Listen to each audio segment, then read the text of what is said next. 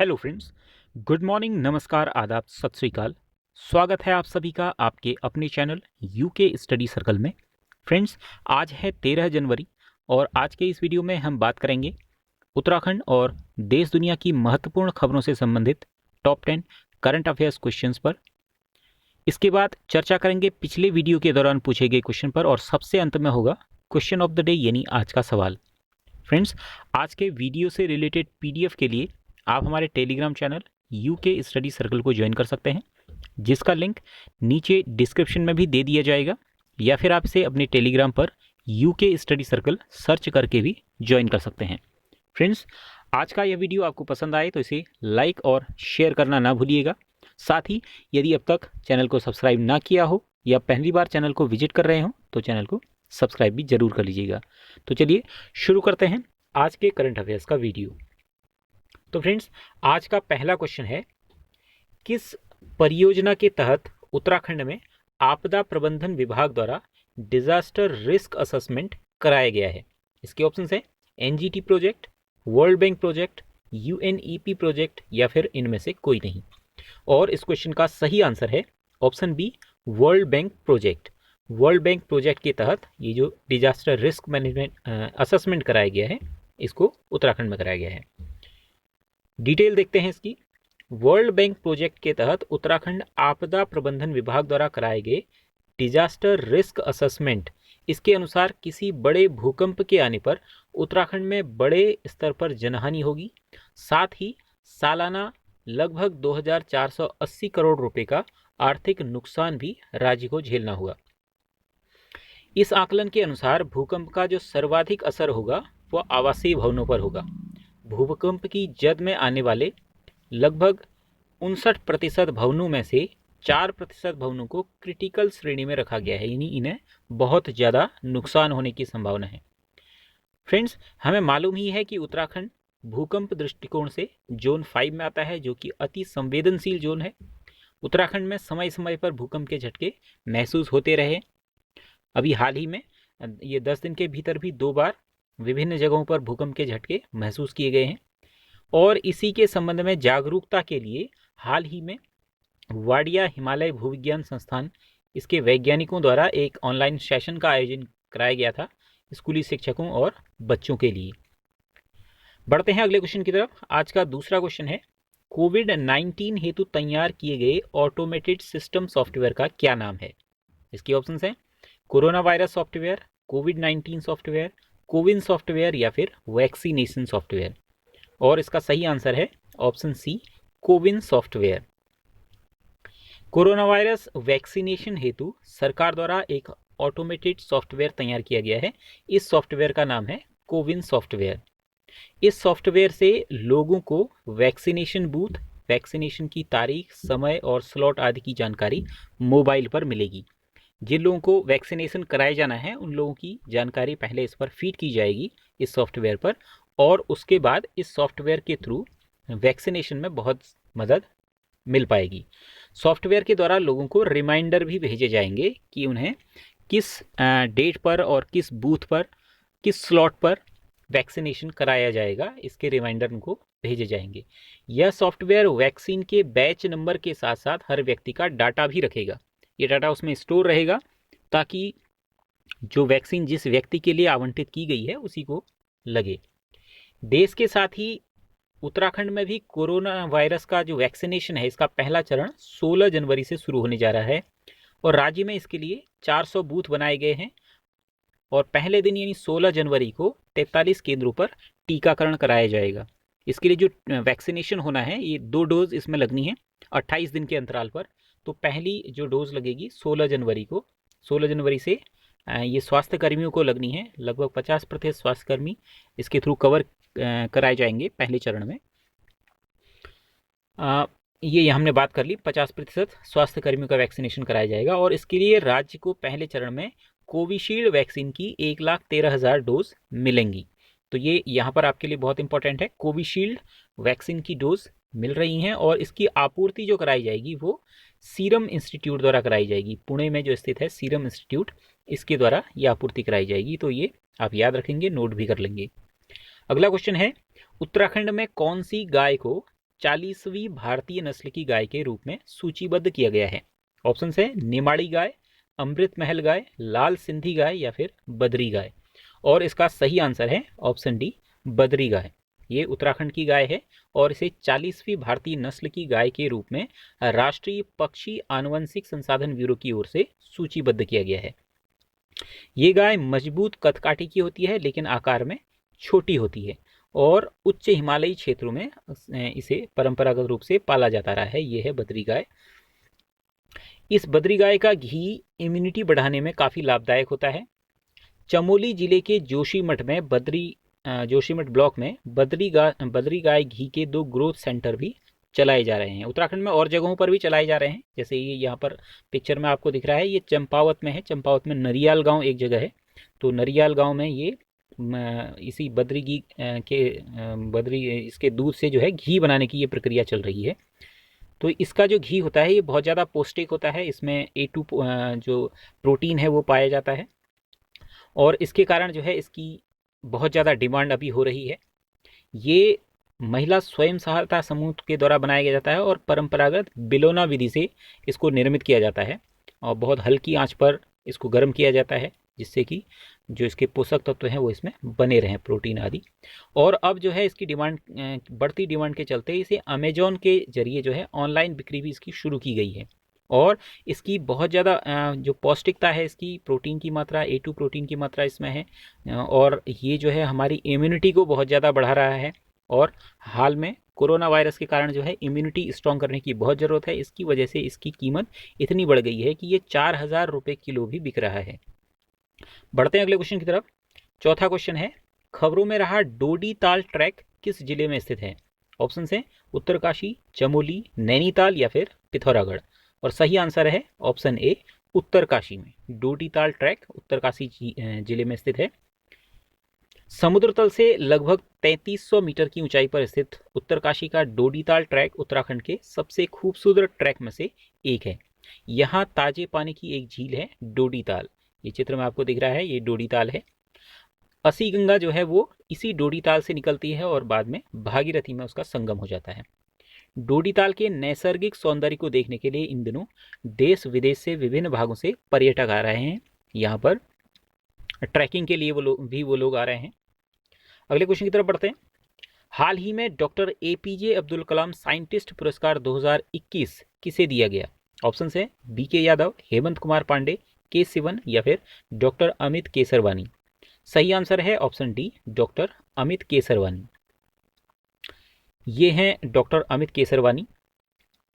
GB Pant कृषि प्रौद्योगिकी विश्वविद्यालय के कृषि महाविद्यालय में सहायक अध्यापक डॉक्टर अमित केसरवानी को the society of tropical agriculture संस्था ने 11वें वार्षिक सम्मेलन में 2021 के doctor APJ Abdul Kalam scientist पुरस्कार से सम्मानित किया गया है।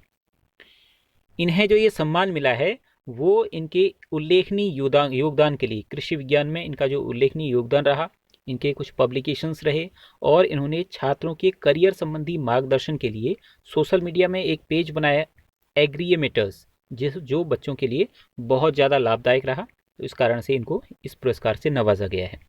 अगले क्वेश्चन की तरफ बढ़ते हैं। निम्नलिखित में से किस केंद्रीय मंत्री ने कोयला खदानों के संचालन के लिए सिंगल विंडो क्लियरेंस सिस्टम की शुरुआत की है? ऑप्शन है रक्षा मंत्री राजनाथ सिंह, शिक्षा मंत्री रमेश पोखरियाल, रेल मंत्री पीयूष गोयल या फिर गृह मंत्री अमित शाह। और सही आंसर है ऑप्शन डी, गृह मंत्री अमित शाह ने। केंद्रीय गृह मंत्री अमित शाह ने हाल ही में 11 जनवरी को कोयला खदानों के संचालन के लिए सिंगल विंडो क्लियरेंस सिस्टम की शुरुआत की। इससे कोयला क्षेत्र में पारदर्शिता आएगी। यानी ये जो सिंगल विंडो क्लियरेंस सिस्टम ये क्यों बनाया गया है? भ्रष्टाचार को दूर करने के लिए। गृह मंत्री के अनुसार कोयला जो है वो ऊर्जा की 72% हिस्सेदारी वाला क्षेत्र है। यानी भारत में जो ऊर्जा के स्रोत हैं उनके अनुसार उसमें से 72% जो है कोयले के द्वारा उसकी आपूर्ति की जा रही है। भारत में कोयले के भंडार काफ़ी अधिक हैं, लेकिन अभी तक जो है उनका यूज़ अच्छे से नहीं किया जा रहा है और भारत की जो इकोनॉमी है उसको 5 ट्रिलियन डॉलर की इकोनॉमी प्राप्त करने का जो लक्ष्य है उसको पूरा करने के लिए इस कोयले के भंडार का उपयोग किया जा सकता है। यहाँ पर बात करें कि उत्तराखंड की जो वर्तमान में इकोनॉमी है, अर्थव्यवस्था है, वो लगभग $3 ट्रिलियन की अर्थव्यवस्था है। इसको 5 तक किए जाने की इसका लक्ष्य है। अगले क्वेश्चन की तरफ बढ़ते हैं। राष्ट्रीय युवा दिवस निम्न में से किस दिन मनाया जाता है? ऑप्शन हैं 10 मार्च को, 12 जनवरी को, 14 अप्रैल को या फिर 20 अगस्त को। सही आंसर है ऑप्शन बी, 12 जनवरी को कल ही मनाया गया है। भारत में 12 जनवरी को प्रतिवर्ष स्वामी विवेकानंद जयंती को राष्ट्रीय युवा दिवस के रूप में मनाया जाता है। राष्ट्रीय युवा दिवस के रूप में स्वामी विवेकानंद के जन्म दिवस को मनाने के लिए 1984 में भारत सरकार द्वारा इसकी घोषणा की गई थी। इसे मनाने का जो उद्देश्य है, मुख्य उद्देश्य, वह है भारत में युवाओं के बीच स्वामी विवेकानंद के आदर्शों और विचारों के महत्व को फैलाना, ताकि वो भी स्वामी विवेकानंद से प्रेरित हो सकें। फ्रेंड्स, स्वामी विवेकानंद का जन्म 12 जनवरी 1863 को हुआ था कोलकाता में। ये वेदांत के विख्यात और प्रभावशाली आध्यात्मिक गुरु थे। इनका वास्तविक नाम था नरेंद्र नाथ दत्त। इन्होंने पश्चिमी देशों में भारत के वेदांत और योग के दर्शन का प्रचार प्रसार किया। अमेरिका स्थित शिकागो में वर्ष 1893 में आयोजित विश्व धर्म महासभा में भारत की ओर से सनातन धर्म का प्रतिनिधित्व इनके द्वारा किया गया था। ये रामकृष्ण परमहंस के एक सुयोग्य शिष्य थे और औपनिवेशिक भारत में राष्ट्रवाद की अवधारणा बनाए रखने के लिए ही इन्हें जाना जाता है। विश्व के अन्य धर्म के बीच हिंदू धर्म का प्रचार करने का श्रेय भी इनको जाता है। अगले क्वेश्चन की तरफ बढ़ते हैं। भारत का पहला स्की पार्क किस राज्य में बनाया जाएगा? ऑप्शन हैं उड़ीसा में, हिमाचल प्रदेश में, मध्य प्रदेश में या फिर उत्तराखंड में। और इस क्वेश्चन का सही आंसर है ऑप्शन बी, हिमाचल प्रदेश में स्की पार्क पहला भारत का ये बनाया जाएगा। डिटेल देखते हैं इस क्वेश्चन की। हिमाचल प्रदेश के शिमला जिले के प्रसिद्ध पर्यटन स्थल कुफरी में देश का पहला स्की पार्क बनाया जाएगा। हिमाचल प्रदेश के मुख्यमंत्री जयराम ठाकुर की उपस्थिति में प्रदेश सरकार और नागसंस डेवलपर के मध्य स्की पार्क विकसित करने का समझौता किया गया। इस परियोजना से कुफरी क्षेत्र में 12 महीने पर्यटन और साहसिक खेलों को बढ़ावा मिलेगा और लगभग 1000 लोगों को इस परियोजना से रोजगार की भी प्राप्ति होगी। इस परियोजना से कुफरी में जो है 250 करोड़ रुपए की लागत से 5.04 एकड़ भूमि में ये पार्क विकसित किया जाएगा और ये परियोजना जो है मार्च 2021 में शुरू होगी और अगले वर्ष अप्रैल 2022 तक जो है इसको पूरा कर लिया जाएगा। अगला क्वेश्चन है, अमेरिका के नवनिर्वाचित राष्ट्रपति जो बिडेन, इन्होंने इनमें से किसे CIA का निदेशक नियुक्त किया है? ऑप्शन है हर्षवर्धन श्रृंगला, अहमद जावेद, विलियम बर्न्स या फिर टेरी ब्रांस्टेड। और सही आंसर है ऑप्शन सी, विलियम बर्न्स को CIA का निदेशक नियुक्त किया है। जो बाइडेन ने रूस और जॉर्डन में राजदूत रह चुके 64 वर्षीय विलियम बर्न्स को CIA का निदेशक चुना है। बर्न्स को विदेश मंत्रालय में काम करने का 33 साल का अनुभव है। इन्होंने भारत अमेरिका के बीच परमाणु समझौते में भी अहम भूमिका निभाई थी। बर्न्स रिपब्लिकन और डेमोक्रेटिक दोनों ही प्रकार के राष्ट्रपतियों से इनके साथ काम कर चुके हैं और 2014 में सेवानिवृत्त होने से पहले वे उप विदेश मंत्री भी रहे थे। इन्होंने Carnegie Endowment of International Peace के संचालन के लिए तब सेवानिवृत्ति ले ली थी। आज का 10वां और अंतिम क्वेश्चन है, ग्रेट बैरियर रीफ किस महासागर में स्थित है? ऑप्शन है आर्कटिक महासागर में, हिंद महासागर में, अटलांटिक महासागर में या फिर प्रशांत महासागर में।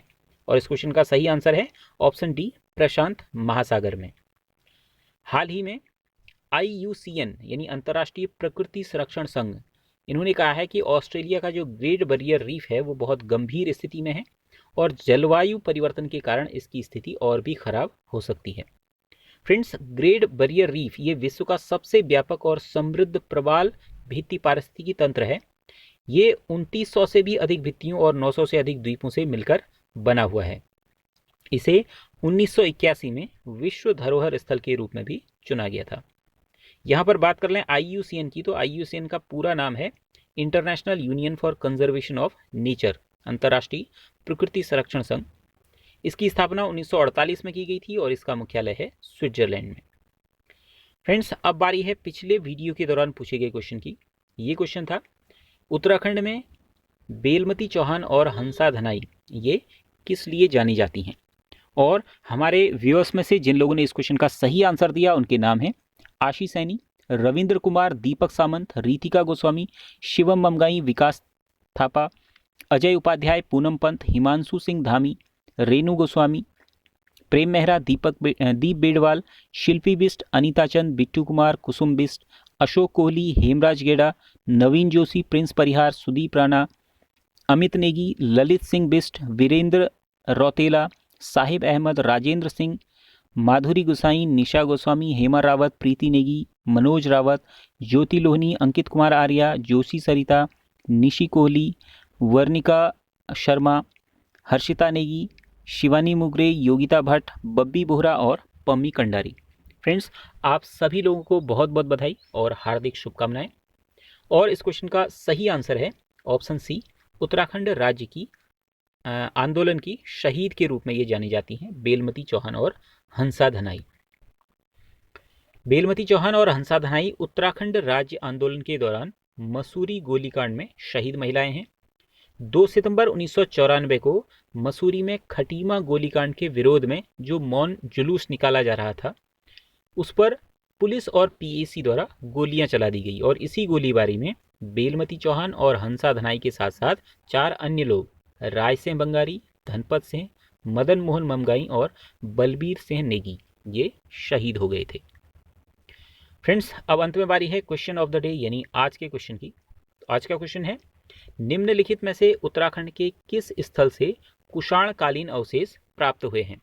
इसके ऑप्शंस हैं ए अल्मोड़ा, बी काशीपुर, सी पौड़ी या फिर डी इनमें से कोई नहीं। फ्रेंड्स, इस क्वेश्चन का आंसर यदि आपको मालूम है तो हमें कमेंट बॉक्स में लिखकर जरूर बताइएगा। और आज का यह वीडियो आपको कैसा लगा, या वीडियो से रिलेटेड, करंट अफेयर्स वीडियो से रिलेटेड कोई सुझाव आपके पास हैं तो हमें कमेंट बॉक्स में लिखकर जरूर बताइएगा।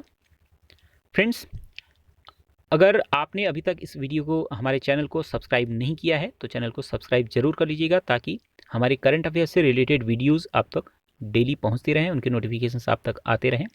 और साथ ही यदि अब तक वीडियो को लाइक नहीं किया हो तो वीडियो को लाइक भी कर लीजिएगा और साथ ही अपने फ्रेंड्स के साथ शेयर भी कीजिएगा। तो फ्रेंड्स, आज के वीडियो में इतना ही, मिलते हैं अगले वीडियो में। जय हिंद।